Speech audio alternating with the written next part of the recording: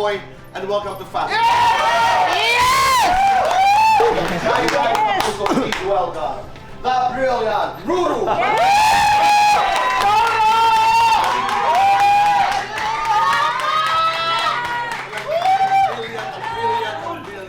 Before kong gawin kasi itong Green Bones Tito Boy, sanay akong gumawa ng mga teleserye.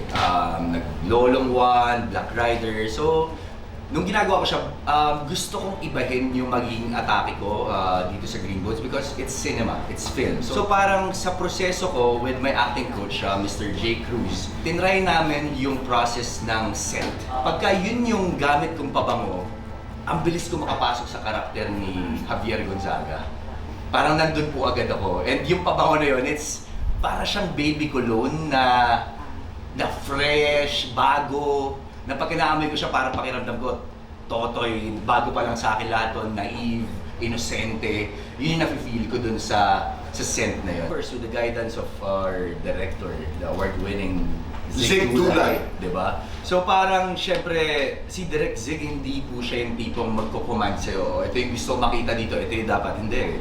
Makikipagkwentuhan siya.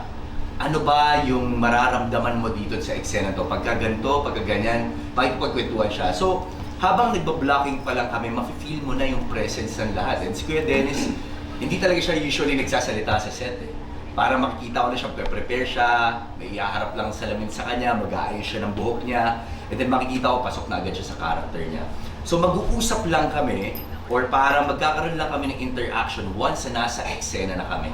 Pero bago po yun, never kaming, ano may ako, kay Dennis, small talk. Wala kayong ganon. Never ako nakipag-compete with anyone else. Galing po ako sa Protege, which is a competition. Pero Yun na yun. habang nandun ako, never kong nakita na kakompetensya ko yung mga kasama ko po doon. Parang sabi ko sa sarili ko, I'd rather compete with myself. So that every single day, lagi ako may bagong naipapakita at lagi ako nag-improve. Ang sa palagay mo naman ay merong green belt. Let's go to the first one. Sige nga. Rocco. Si Rocco. Okay. May chance. May chance na. Hindi, mabait na kaibigan po yun. Mikoy! Oh, Nicoy. Si Mikoy parang mas green mind lang meron. Kokoy. Si Kokoy parang ganun din eh. Buboy! Si Buboy parang actually pwede na po natin i-check ngayon kung meron siya. Green bones, green mind. Green Bones. Yummy, funny. Funny. Kagat ng buhaya, kagat ng vampira. Kagat ng buhaya. Manununtok, manunukso. Manunokso. Naiiyak ka kapag Naiiyak ako kapag hindi ko kasama si Bianca.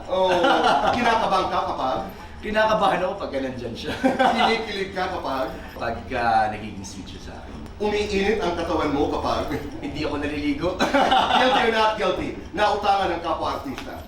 Guilty. Guilty or not guilty, nag-delete ng messages sa chat. Not guilty! Guilty or not guilty, nag-screenshot ng messages sa chat. Guilty. 1 to 10, gaano ka ready maging mister ni Bianca? 10. 1 to 10, gaano kaganda ang green bones? More than 10. Lights on or lights off? Lights on. Happiness or chocolates? Happiness. Best time for happiness. Always. Complete this. Salamat dahil. Salamat dahil malayo na pero malayo pa.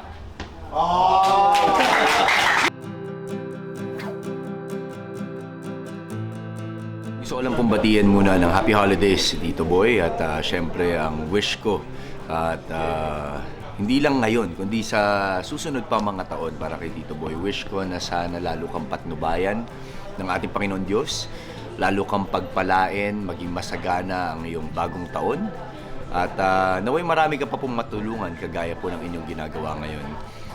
Maraming salamat din po sa lahat po ng mga naituturo mo sa aming lahat, and we love you, Tito Boy.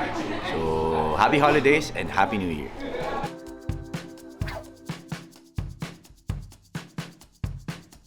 Napakarami niyo po dapat naabangan dito sa pelikula na Green Bones.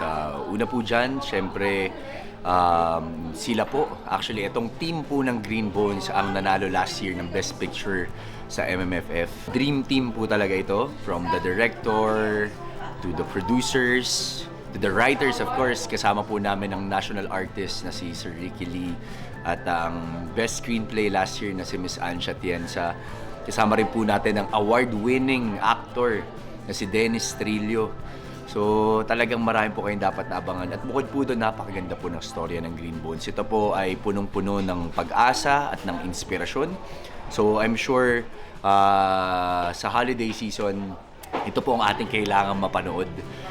Marami po tayong mabibigyan ng inspirasyon at alam mo yun, yung paniniwala na sa lahat ng mga pagkakataon, laging mamamayani ang kabutihan.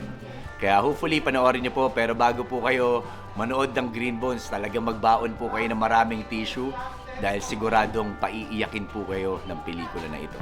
Sama niyo na po lahat, pamilya niyo, kaibigan niyo, mga mahal niyo sa buhay, dahil para po sa inyo to.